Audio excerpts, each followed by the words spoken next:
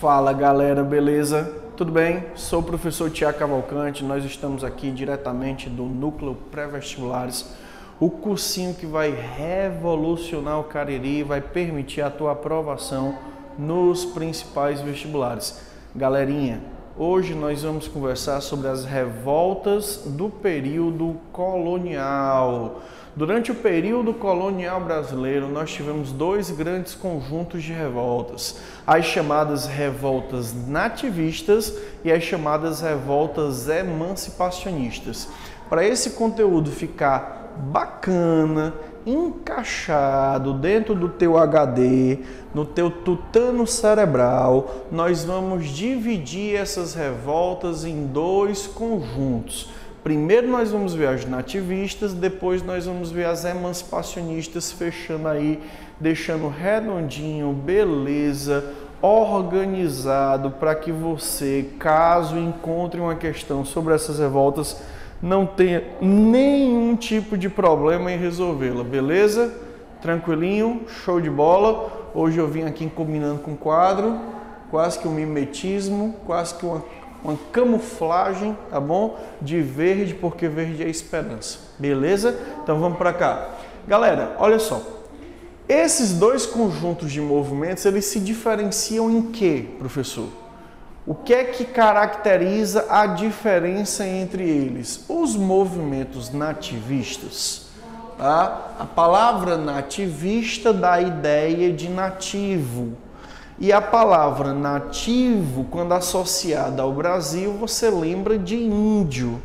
Só que nenhum desses movimentos nativistas foi um movimento organizado por indígenas, tá? Essa palavra nativista, ela quer dar a entender, ela quer dar a impressão que é o primeiro levante, o primeiro suspiro de sentimento nacional contrário a Portugal.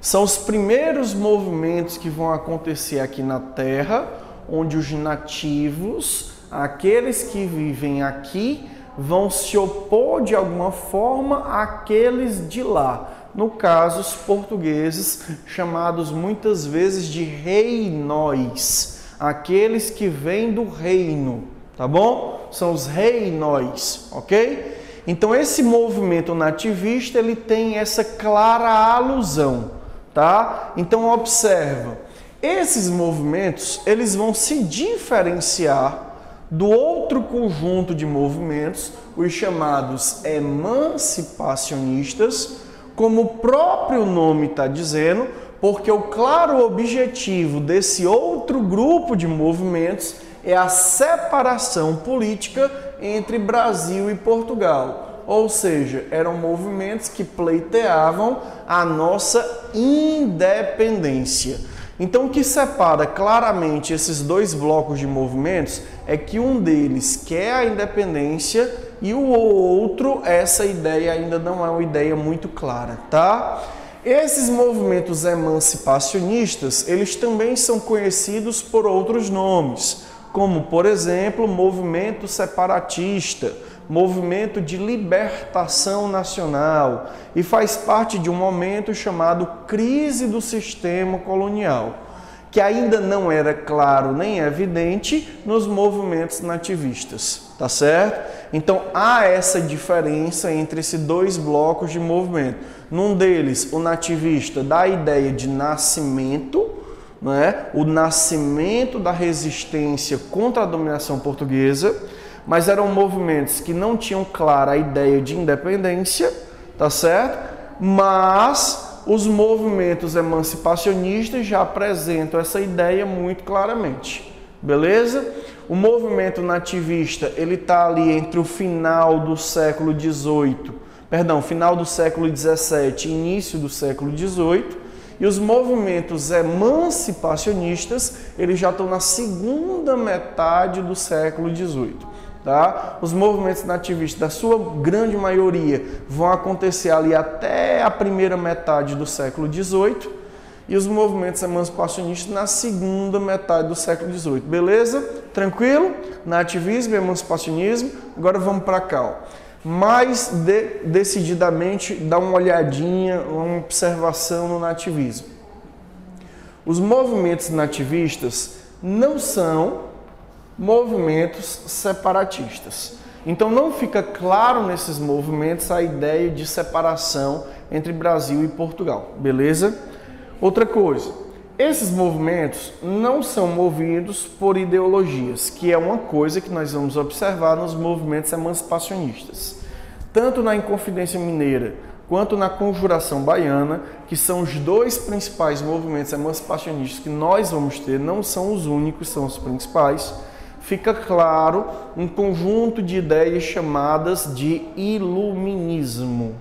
Nos movimentos nativistas, essas ideias elas não são claras, essas ideias não estão presentes. São movimentos não movidos por uma ideologia.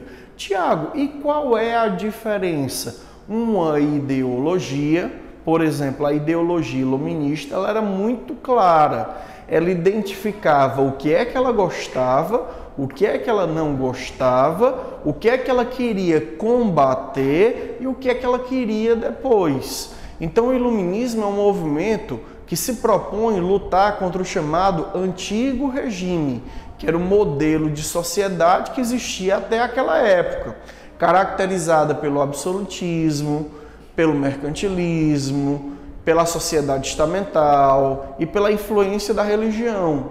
Então o iluminismo queria destruir esse modelo de sociedade e construir um novo modelo de sociedade, sem o absolutismo, com a economia mais livre, uma sociedade onde a sua posição não fosse determinada pelo seu nascimento e também sem as amarras, sem o controle do pensamento religioso, com liberdade de pensamento, tá? Então os grandes focos do iluminismo são esses. E aí os movimentos emancipacionistas vão claramente absorver essas ideias e vão usá-las para tentar se libertar de Portugal.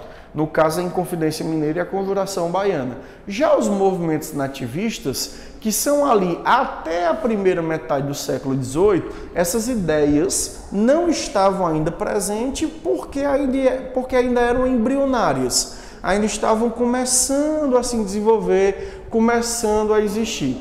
Então, uma característica é, não são movimentos ideológicos, são movimentos fracos do ponto de vista da ideologia e são motivados principalmente pela raiva. Raiva ao quê, Tiago? Raiva a alguma característica do pacto colonial.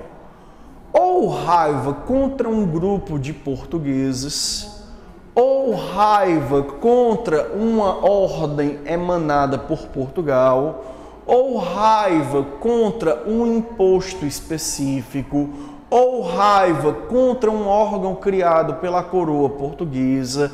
Enfim, o que vai gerar, o que vai movimentar, o que vai ativar esses movimentos é a raiva a alguma característica do pacto colonial. Tranquilinho, beleza? Dado as diretrizes de movimento nativista, agora nós vamos para os principais movimentos. Professor, existiram quantos movimentos nativistas? Olha só, o Brasil ele foi colonizado efetivamente a partir de 1530, tá? Até a primeira metade do século XVIII você tem aí movimentos nativistas.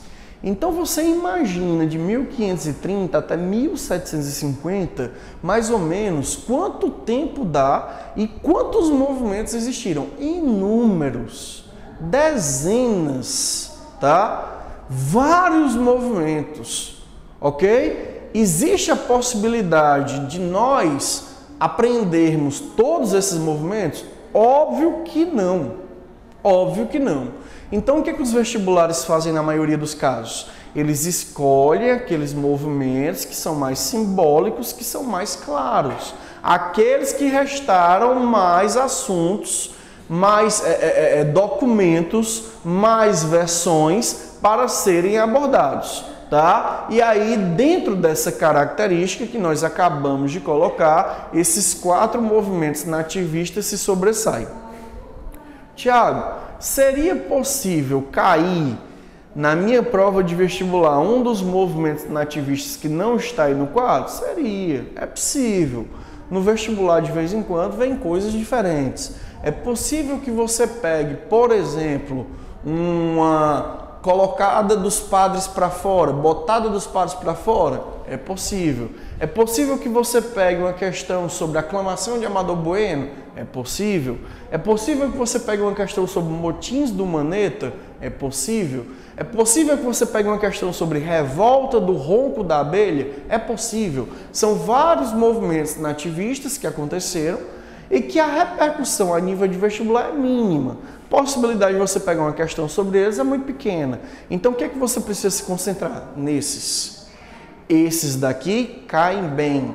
Esses daqui caem muito. Esses daqui sempre caem. Então, esses daqui a gente tem que saber bem direitinho, tem que colocar dentro da cachola, tem que encaixar aqui no HD, porque de repente, caindo na prova, a gente tem substrato para resolver, belezinha? Então vamos para cá, vamos relembrar os principais desses movimentos nativistas. Primeiro, a revolta de Beckman. Aonde aconteceu, professor? No Maranhão, tá certo? O que foi essa revolta, professor? Foi um conflito envolvendo os produtores do Maranhão e os jesuítas. Aonde tem jesuíta entrando em confronto, qual é o elemento primordial desse confronto? Índio. Tá? Jesuíta era uma ordem religiosa que nasceu na Espanha, criada por Santo Inácio de Loyola e atuou muito fortemente na América, tanto portuguesa quanto espanhola, e aqui no Brasil os padres jesuítas eram extremamente influentes e poderosos. Tá? Jesuíta geralmente fazia duas coisas: educava o colono e catequizava o índio. Tá bom? Eram as duas grandes funções, as duas grandes missões dos jesuítas: a educação dos colonos e a catequese indígena. A influência dos jesuítas na educação se nota até os dias de hoje. Muitas escolas que ainda existem atualmente são de tradição jesuíta. Os jesuítas eles criaram toda uma pedagogia para cristianizar e manter a população católica. Não é à toa que o Brasil é o maior país católico do mundo, muito fortemente por conta dessa educação católica que nós recebemos e que ainda hoje existe em muitos locais, tá certo? Então, os jesuítas eram aqueles caras responsáveis pela conversão do indígena ao cristianismo, beleza?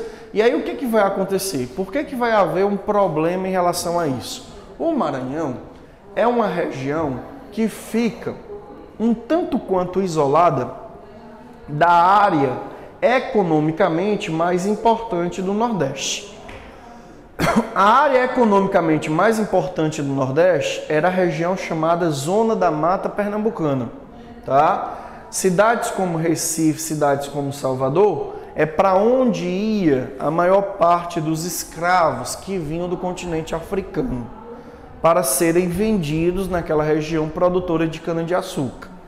Então, escravos que chegavam em outras regiões, como por exemplo a região do Maranhão, já era um escravo que vinha dessas regiões. Não iam barcos direto para a região do Maranhão, onde escravos eram vendidos diretamente no mercado maranhense. Então, os produtores do Maranhão tinham muita dificuldade de acesso à mão de obra. Uma vez que essa mão de obra não está chegando da África, através da escravidão, o que os produtores do Maranhão vão fazer? Vão escravizar os indígenas. Entrando em confronto com quem? Com os padres jesuítas.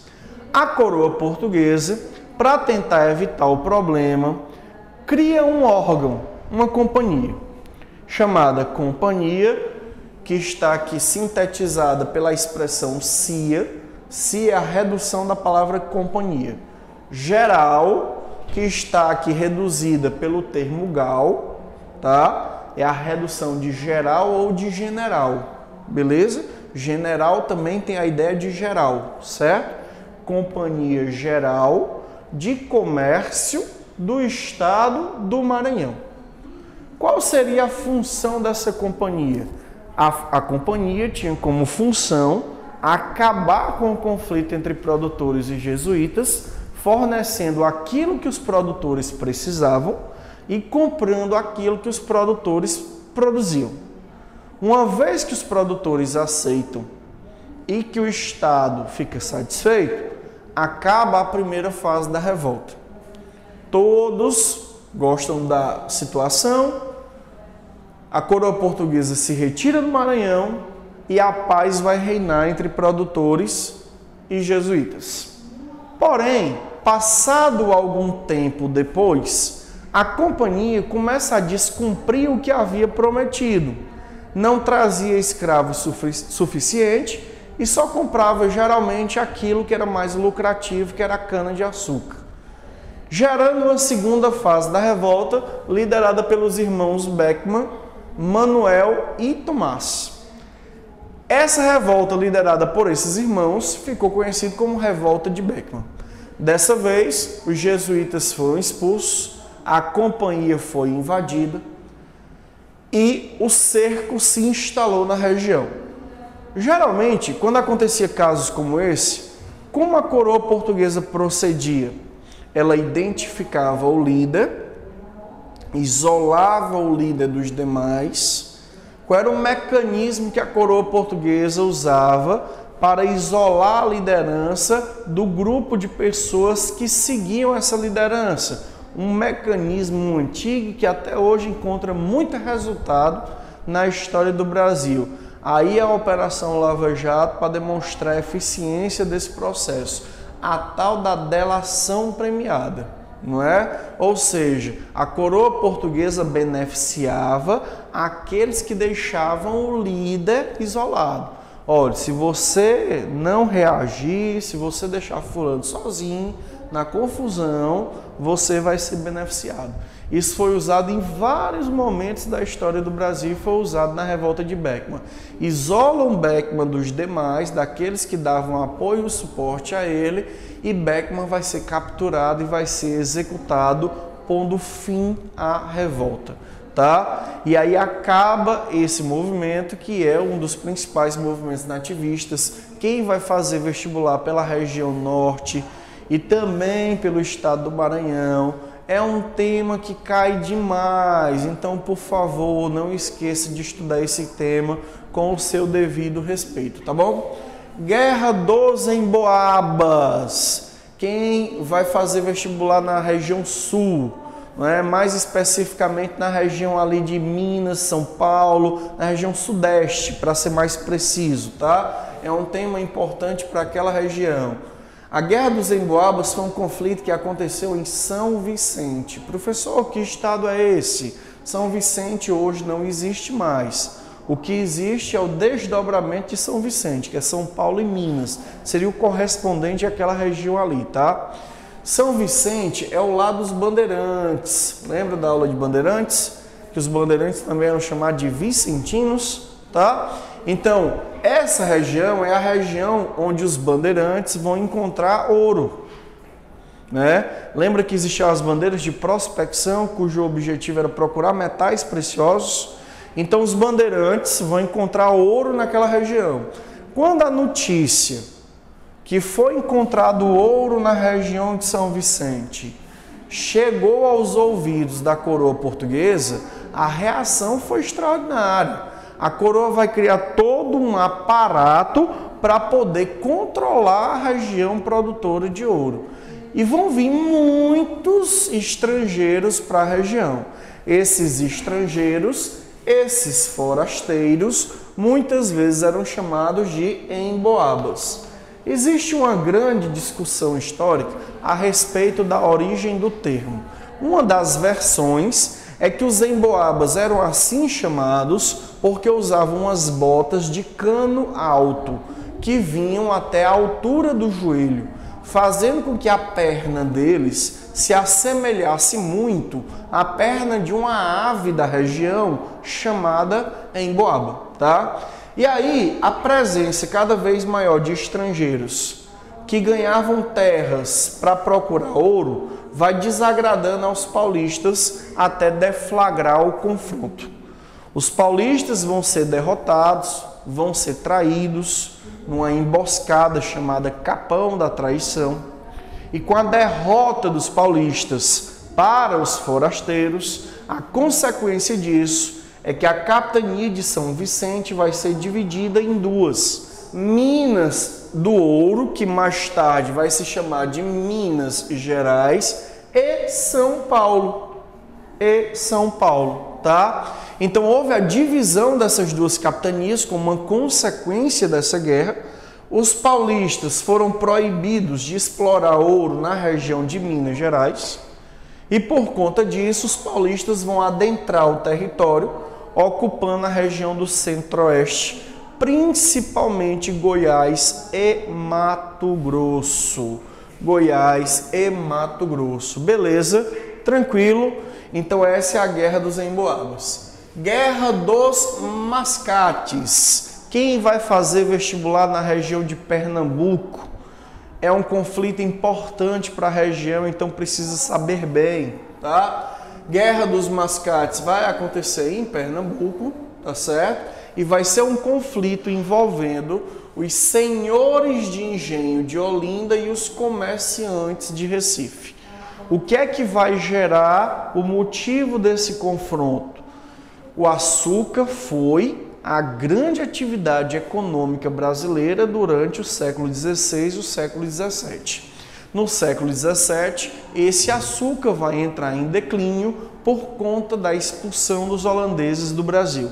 Quando os holandeses são expulsos do Brasil, o declínio da produção açucareira vai afetar os senhores de engenho, que vão ficar cada vez mais dependentes dos comerciantes de Recife. Recife, como era um povoado que ainda não tinha sido elevado à categoria de vila, deveria satisfação a Olinda, inclusive o pagamento de impostos. Mas o crescimento de Recife fez com que Recife solicitasse à coroa portuguesa que a coroa portuguesa a elevasse à categoria de vila, no que foi atendida. Quando Recife se torna vila, ela não precisa mais pagar impostos. Olinda, que já estava em declínio, fica mais arruinada ainda. E os senhores de engenho, não concordando com isso, partem para a guerra. E aí começa um confronto entre senhores de engenho de Olinda e comerciantes de Recife por conta da soberania política, a quem caberia o comando político da região, se a Recife ou Olinda, tá? Essa guerra foi vencida por Recife, tá bom? Os comerciantes venceram e por conta disso Recife vai se tornar a principal cidade ali do estado de Pernambuco, ok? E finalmente, para fechar esse primeiro bloco das revoltas nativistas, a revolta de Vila Rica, também conhecida como revolta de Felipe dos Santos. Então, para essa revoltinha existem dois nomes, tá? Revolta de Vila Rica ou revolta de Felipe dos Santos. Essa revolta aconteceu na região das Minas Gerais. Tiago, eu tenho que falar Minas Gerais ou São Vicente? Aqui você já pode falar Minas Gerais. Esses conflitos eles estão em ordem cronológica, do mais antigo para o mais recente, tá? Ou seja, a revolta de Vila Rica, ela vai ser depois da separação de São Vicente em Minas e São Paulo, tá? Então aqui você já pode falar Minas Gerais, ok? Então a revolta de Vila Rica aconteceu em Minas Gerais e trata de um conflito entre os mineradores e o Estado português. O que é que vai gerar esse problema? O que vai gerar esse problema é a criação de um órgão específico pela coroa portuguesa.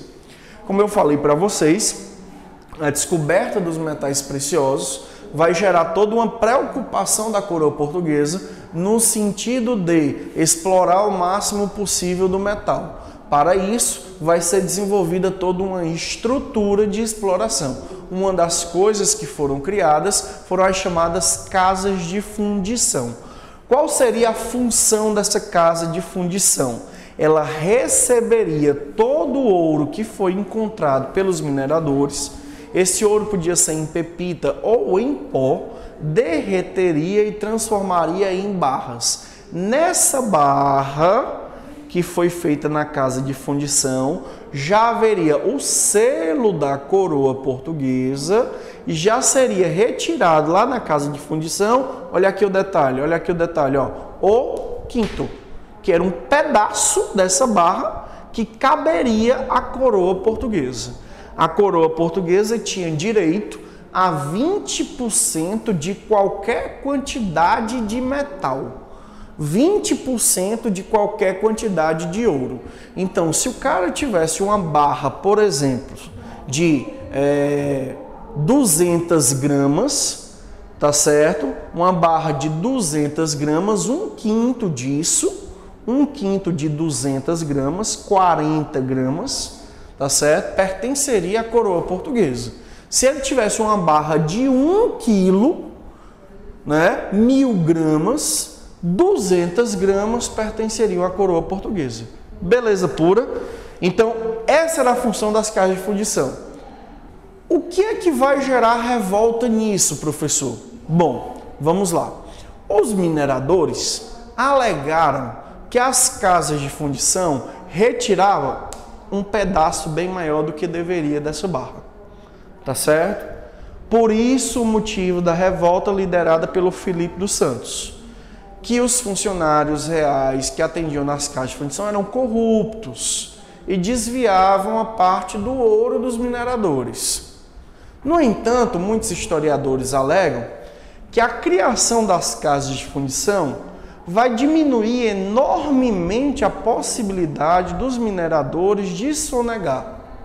A sonegação de impostos era um hábito muito forte entre os colonos, tá? Eles encontravam inúmeras formas de não declarar o ouro que encontravam e sonegar da coroa portuguesa. Esse espírito libertário, né, de achar que o Estado não deve tomar o que é seu, é forte dentro da sociedade brasileira desde essa época aí, tá bom? Então os mineradores não aceitaram a casa de fundição e muito provavelmente o motivo foi porque eles não conseguiam mais sonegar, não conseguiam mais enganar a coroa portuguesa.